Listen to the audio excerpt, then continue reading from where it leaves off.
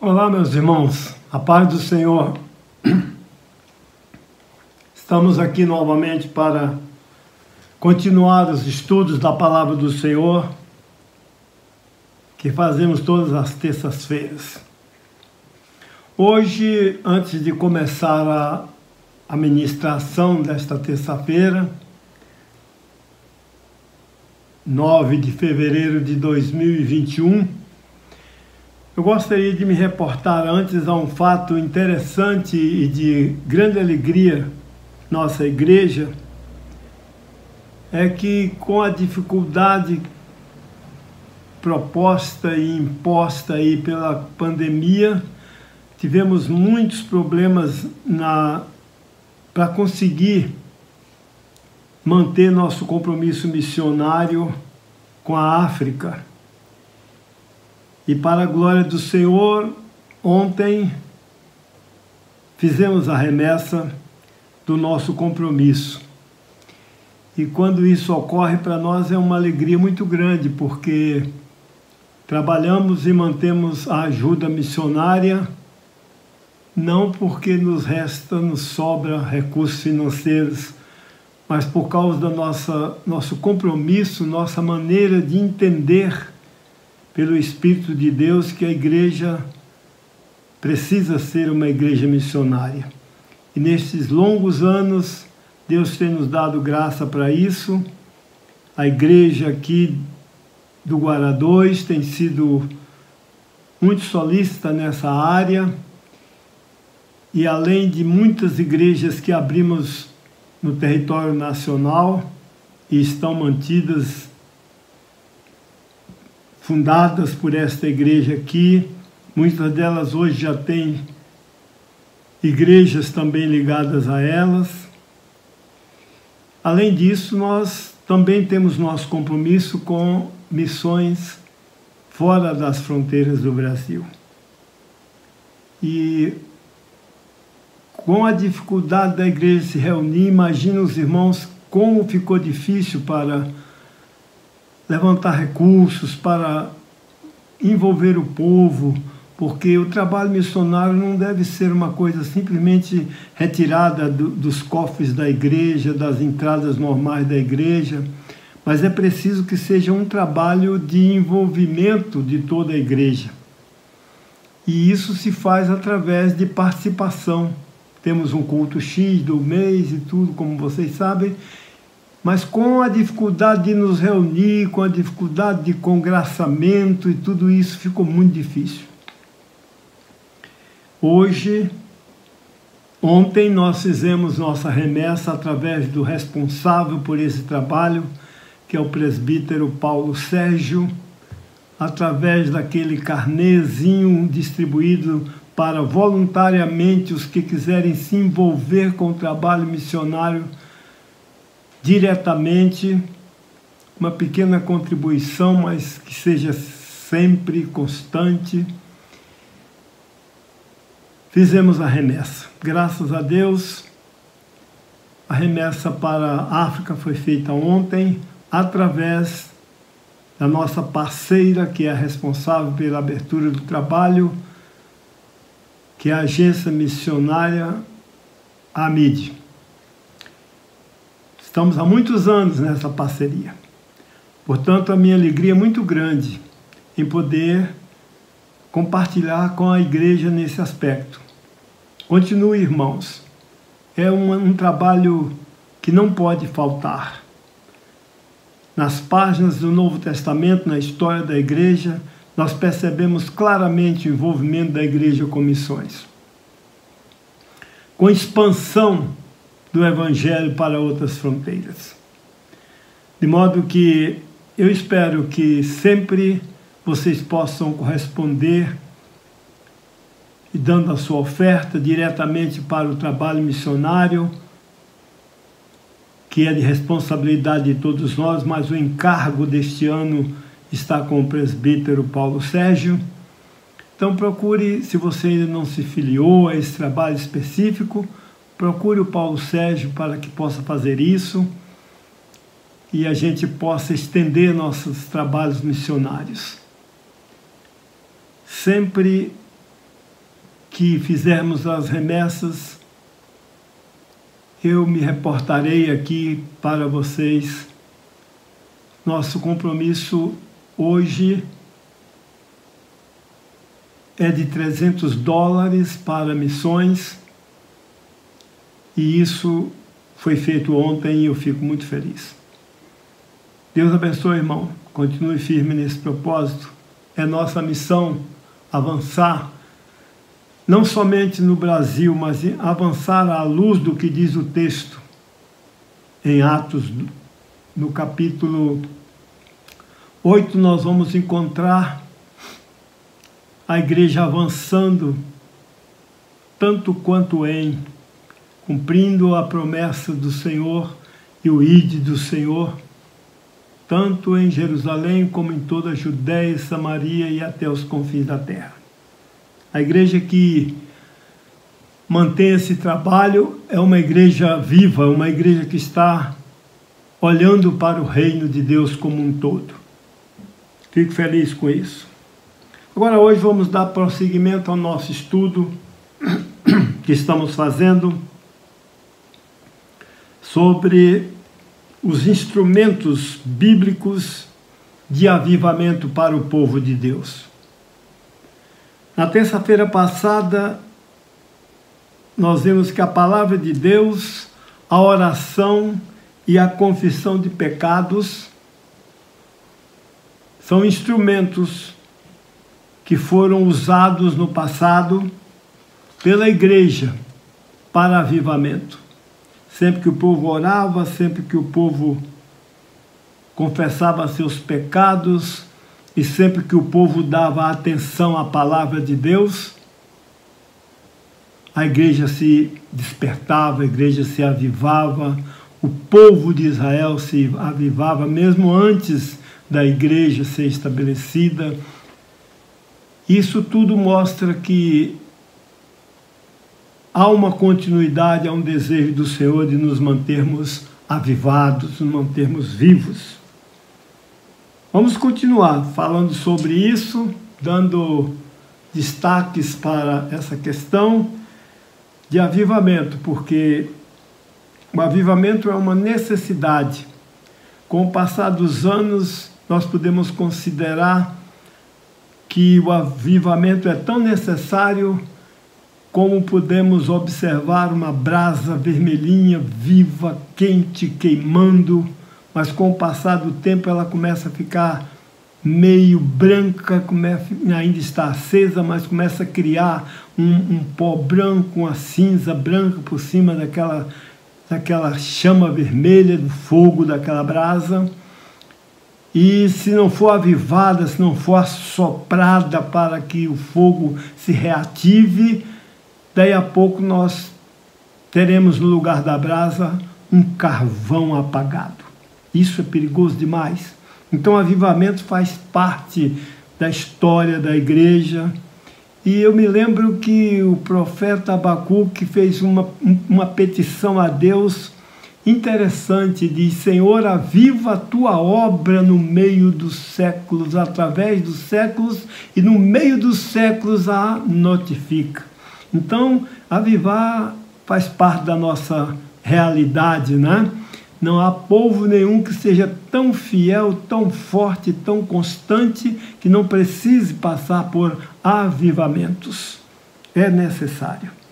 E avivar, como nós vimos na terça-feira passada, nada mais é do que restaurar a qualidade inicial, restaurar aquilo que éramos no início.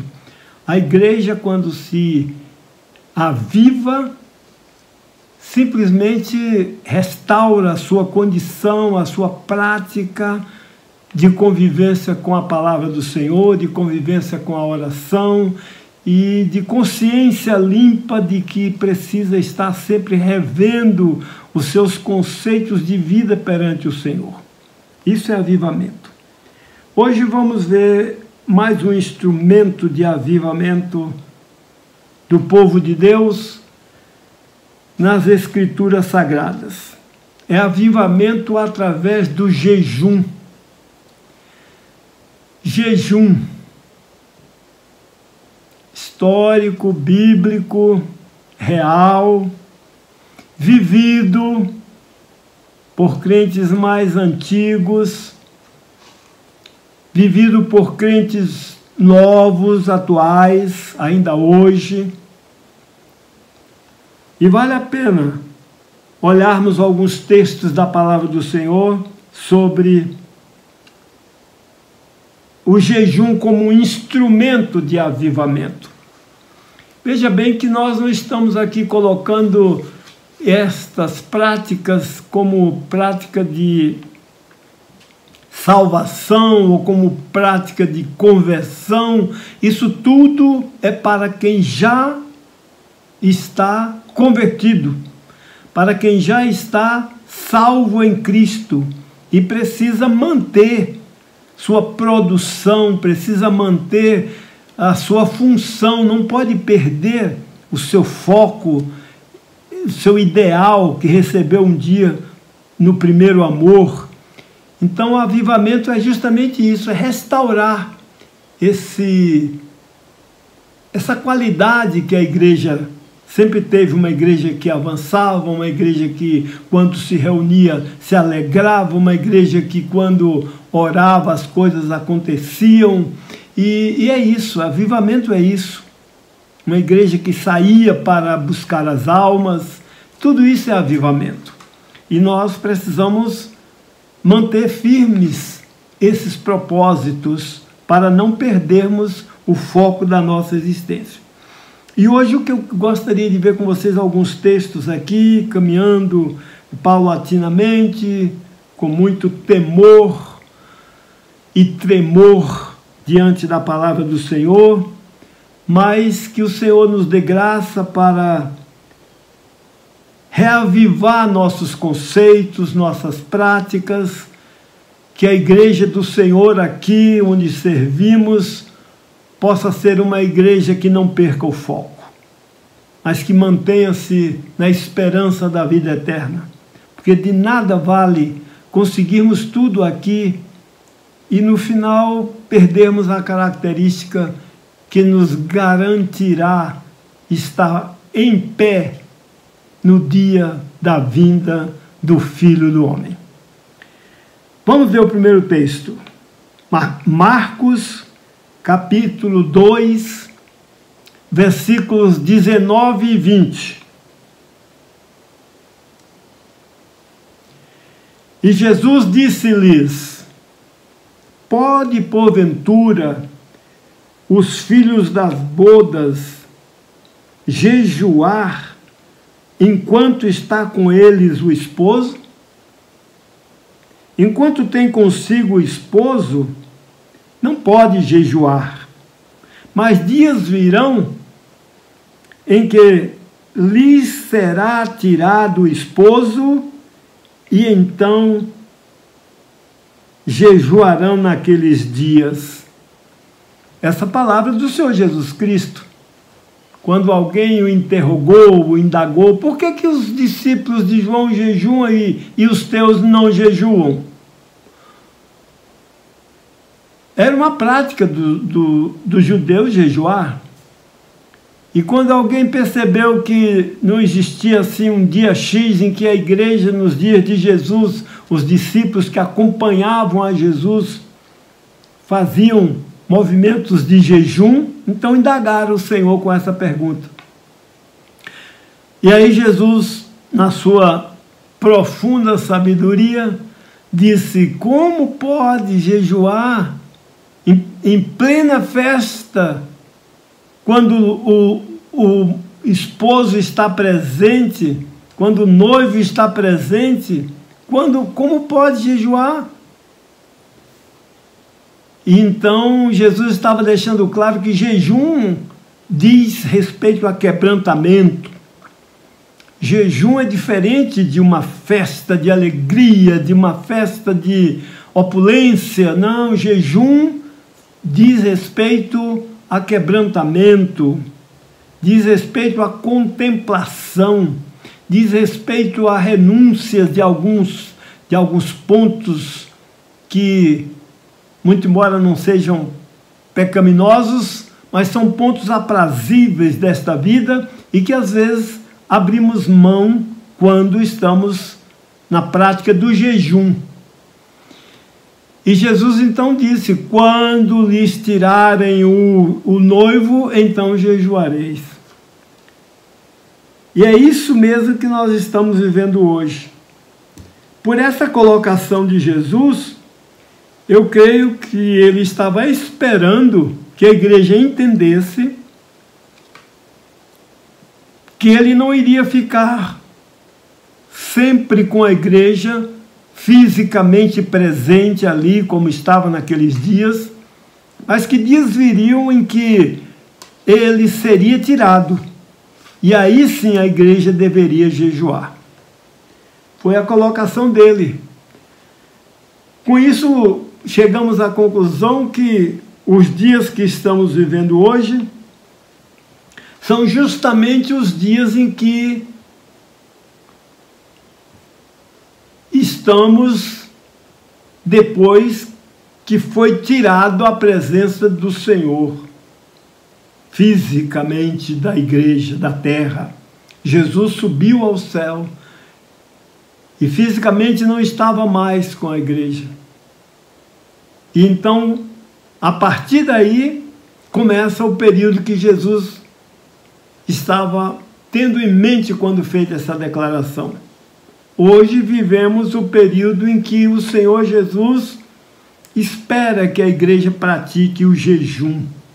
E nessas caminhadas que nós pretendemos ter aqui com a igreja nesses períodos daqui para frente, não sei quantas terças-feiras, mas vamos caminhar um pouco sobre isso à luz da Bíblia. Eu creio que vamos aprender um pouco sobre prática de jejum, qual a qualidade do jejum, o que podemos fazer e chamar de jejum, à luz da Bíblia, o que é verdadeiramente o jejum.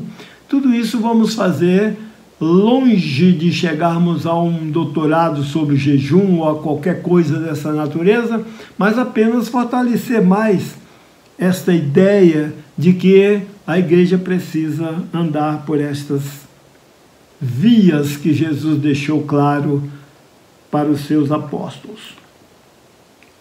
À luz da Bíblia, se pode crer que no dia de Pentecostes a igreja estava jejuando.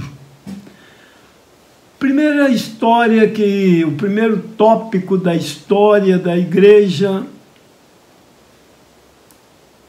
que nós encontramos na Bíblia é o dia de Pentecostes. Alguns escritores até se arriscaram a dizer que a igreja começou no dia de Pentecostes aqui na terra e se encerra no arrebatamento a sua atividade na terra. Mas esse não é o caso, não vamos entrar nesse detalhe de quando começa ou quando termina a igreja aqui na terra, mas o que interessa aqui hoje para nós é a prática do jejum, é como devemos fazer, é a importância disso. Então, no dia de Pentecostes, que foi quando na Bíblia começou a história da manifestação do poder de Deus sobre a igreja, e até mesmo o próprio Senhor Jesus Cristo disse: esperai lá em Jerusalém até que. Então o próprio Jesus Cristo firmou o dia de Pentecostes como o início das atividades da igreja para o fim de expansão. E aí, aqui nós estamos examinando o texto para mostrar que no dia de Pentecoste a igreja estava jejuando. Observe aqui, vamos examinar o profeta Joel, porque o profeta Joel foi citado no dia de Pentecoste por Pedro. Vale a pena retomar um pouco aqui o texto, em Joel capítulo 2, versículo 15, o profeta Joel disse: tocai a trombeta em Sião, santificai um jejum, convocai uma assembleia solene. Temos que ligar o profeta Joel, que é do Velho Testamento. Não temos como negar que este profeta se tornou também muito ativo pelas suas colocações proféticas para com a igreja. Porque vamos encontrar Pedro declarando claramente, explicando o que estava acontecendo naquele dia e buscando apoio nas profecias de Joel. Mas veja bem, o profeta Joel disse: tocai a trombeta em Sião, santificai um jejum e convocai uma assembleia solene. Vamos ligar esse texto com um pouquinho mais avante, mais à frente, no mesmo capítulo 2 de Joel. São os versículos 28 e 29. Veja bem, no 15 ele disse: tocai a trombeta e proclamai um jejum e uma assembleia solene. No 28 e 29, ele está dizendo: e há de ser que depois derramarei o meu espírito sobre toda a carne. Vossos filhos e vossas filhas profetizarão, e os vossos velhos terão sonhos, e os vossos jovens terão visões. E também sobre os meus servos, sobre os servos e sobre as servas, naqueles dias derramarei do meu espírito. Observe que o profeta está fazendo uma ligação. Prepare uma convocação. Convoque uma assembleia. E as coisas aconteceram no Novo Testamento de uma forma que, se não é a palavra de Pedro, as coisas ficariam bem ocultas com referência ao profeta Joel. Mas o profeta Joel fez questão de fundamentar a história da chegada do Espírito Santo a uma convocação para o jejum.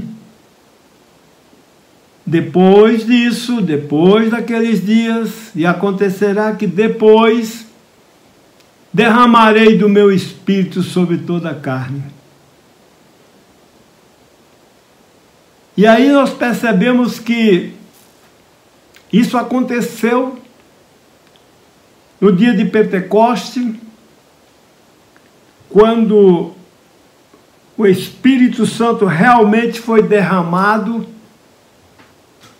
Pedro fez questão de fazer uma ligação ou fortalecer o acontecimento que estava ocorrendo naquele dia com a profecia de Joel. E aí nós percebemos que há o interesse do Espírito de Deus de que a igreja cresça, que a igreja se fortaleça de acordo com o previsto pelos profetas para a igreja, no que diz respeito à igreja. Pedro entendeu isso. Vamos conferir Atos 2, 14 e 15. Pedro, porém, pondo-se em pé com os 11, levantou a sua voz e disse-lhes: homens judeus e todos os que habitais em Jerusalém, seja-vos isto notório, escutai as minhas palavras. Estes homens não estão embriagados, como vós pensais, sendo essa a terceira hora do dia. Olha que coisa! Isso provou claramente que o derramamento do Espírito Santo estava ligado à profecia de Joel, ao jejum proclamado por Joel, ao derramamento do Espírito Santo depois que a igreja praticasse aquele fato de buscar e de orar e de jejuar. E Pedro deixou bem claro, disse: olha, isso que está acontecendo aqui hoje, porque o fato que ocorreu lá em Jerusalém foi impressionante. Quase 120, aproximadamente 120 pessoas reunidos num cenáculo, em uma época de festa, em que Jerusalém estava cheia. Era um período em que os judeus que estavam espalhados e que tinham suas residências em muitos lugares, muitos países vizinhos, nessa época do Pentecoste, não o Pentecoste que eles estivessem esperando, pensando no Espírito Santo, mas o Pentecoste que já era um costume da igreja, uma prática da igreja, da história de Israel, dos judeus. A igreja foi que foi inaugurada no dia de Pentecoste, mas o Pentecoste já existia. E Jerusalém estava cheia, em uma cidade festiva, de alegria, época de colheita, tantas coisas acontecendo. Gente de da maioria das culturas da época estavam presentes, e de repente algo ocorre sobrenaturalmente em um cenáculo com apenas 120 pessoas aproximadamente. Mas esses 120 foram cheios do Espírito Santo de uma forma tão poderosa, clamaram com tanta força, que nem pareciam que estavam jejuando. Fizeram um barulho tão grande, que suplantou o interesse de tantos que estavam em Jerusalém, que foram atraídos por aquele barulho para o cenáculo. E eles chegaram e ficaram atônitos quando ouviram e viram de alguma forma aquele movimento, a decisão mais rápida, a decisão e a conclusão mais imediata daquele momento foi essa: é festa na cidade, e esses homens aí se reuniram e estão embriagados. Estão todos cheios de mosto, por isso estão fazendo esse barulho tremendo. Na verdade, não estavam embriagados, e o barulho que estavam fazendo não era simplesmente por força material, porque eles não estavam alimentados para tal, eles estavam em jejum. E Pedro, para explicar para aquela multidão, ele disse: homens, ouçam-me. Estes homens que vocês estão vendo aí, estas pessoas que vocês estão vendo aqui, eles não estão embriagados, porque esta é a terceira hora do dia. Esta é a terceira hora do dia. Coisa interessante. O que tem a ver isso? Terceira hora do dia. Como nós sabemos, a história e a própria Bíblia estabelecia naquela época o jejum. E o judeu tinha como prática jejuar. Primeira hora do dia era na hora que o dia amanhecia, o sol nascia. E a sexta hora do dia era meio-dia, a terceira hora do dia era 9 horas da manhã. A hora nona, que foi a hora que Jesus exclamou na cruz, está consumado, 15 horas. Então, quando a multidão correu para o cenáculo, ouviu o barulho e presenciou tudo aquilo, achou que eles estavam embriagados. E Pedro disse: esta é a terceira hora do dia, e todos que aqui estão são judeus. Nós somos judeus, nós não temos costume de nos alimentar antes da hora nona. Mantemos jejum. E naquele momento ficou claro que o Espírito Santo chegou para a igreja quando a igreja estava em jejum e oração. Então o jejum é muito importante para a igreja, foi muito importante para a igreja. Vamos dar outros passos pela Bíblia, se Deus nos permitir, para confirmar que em muitas outras oportunidades a igreja estava orando e jejuando. Quero somente, para concluir, fazer alusão a alguns fatos históricos, poucos fatos históricos a respeito do jejum. A história diz que a igreja do final do século IV, início do século V, jejuava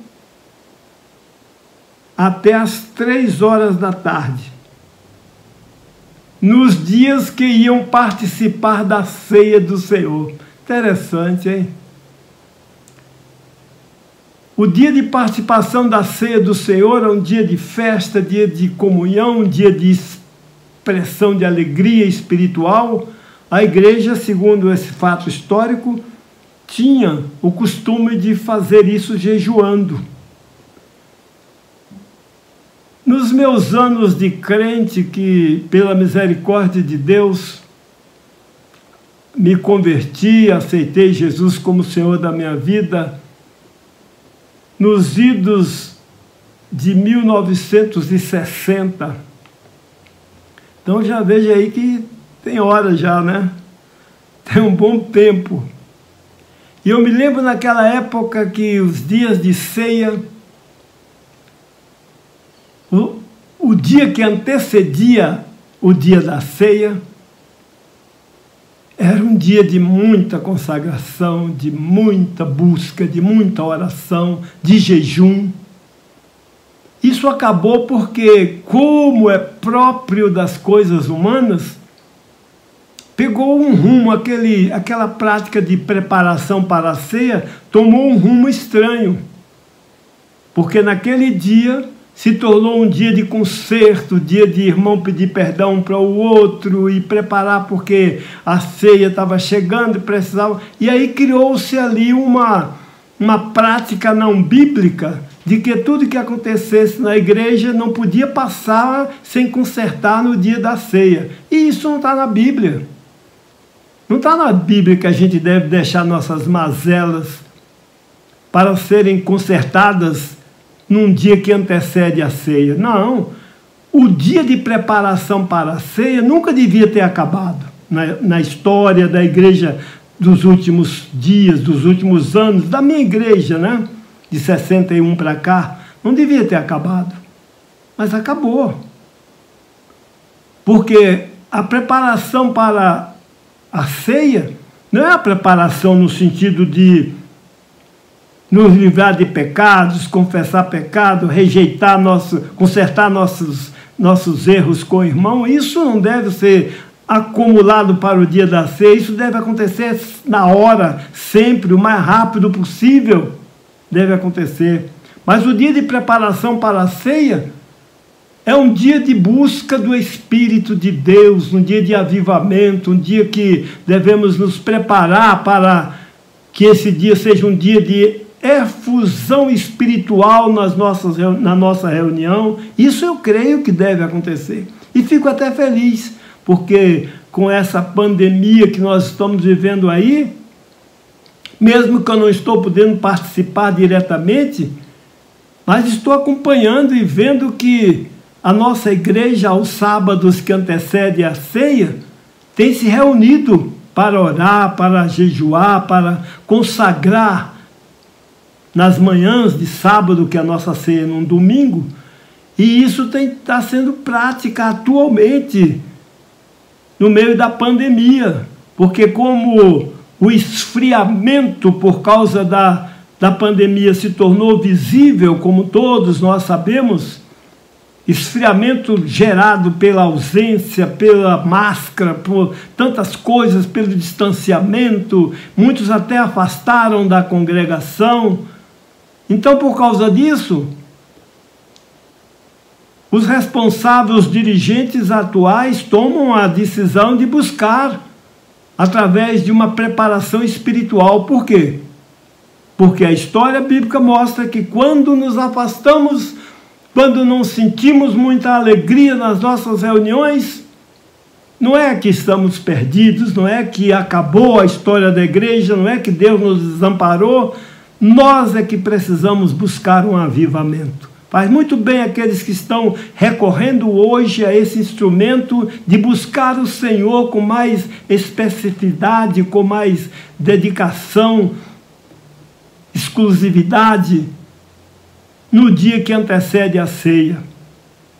Provei a Deus que logo eu possa estar de sã consciência nessas reuniões, para que também eu possa estar de volta a essas reuniões que são tidas como reuniões de preparo para a ceia, não preparo como antigamente, em que devíamos nos consertar, marido com mulher que brigou, que tiveram problemas, deixar tudo para o dia do dia que antecede a ceia. Não, não é isso não.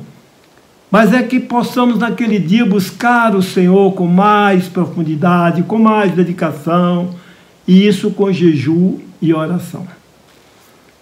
Então, meus irmãos, a igreja do passado fazia essa prática. O fato histórico ainda diz que era assim que John Wesley administrava o jejum para a igreja metodista nos dias, 2 dias por semana, até as 3 horas da tarde. Igreja da nossa época. John Wesley não é um integrante do texto bíblico, mas é um servo do Senhor, da igreja dos nossos tempos. Já dorme no Senhor, mas que conduziu a igreja dele, da época dele, na responsabilidade que Deus lhe deu, buscando os mesmos caminhos que a igreja do Senhor Jesus Cristo buscou. Deus abençoe, irmãos. Vamos continuar nessa esperança. Temos muitos instrumentos de avivamento.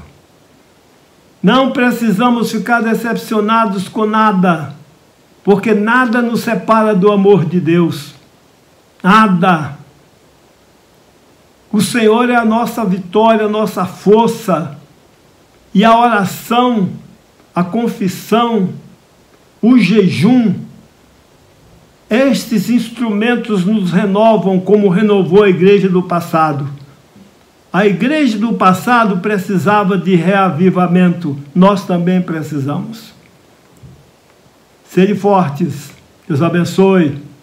Não se esqueçam, procure o presbítero Paulo César, pegue seu carnezinho de missões, especificamente para missões, manter o trabalho na África, manter o obreiro nosso no sertão da Bahia, no sertão do Ceará, no sertão do Maranhão, naquelas lutas que eles passam. Esse é o trabalho. E essa participação ajuda muito. Não é só com isso que a gente faz missões, mas ajuda. E quando fazemos isso usando os instrumentos humanos que temos, como temos hoje o presbítero Paulo Sérgio, que é quem está na responsabilidade, se juntarmos a ele, o trabalho ficará mais leve para os atuais dirigentes. Deus abençoe. Sede fortalecidos na bênção do Senhor. Foi um prazer.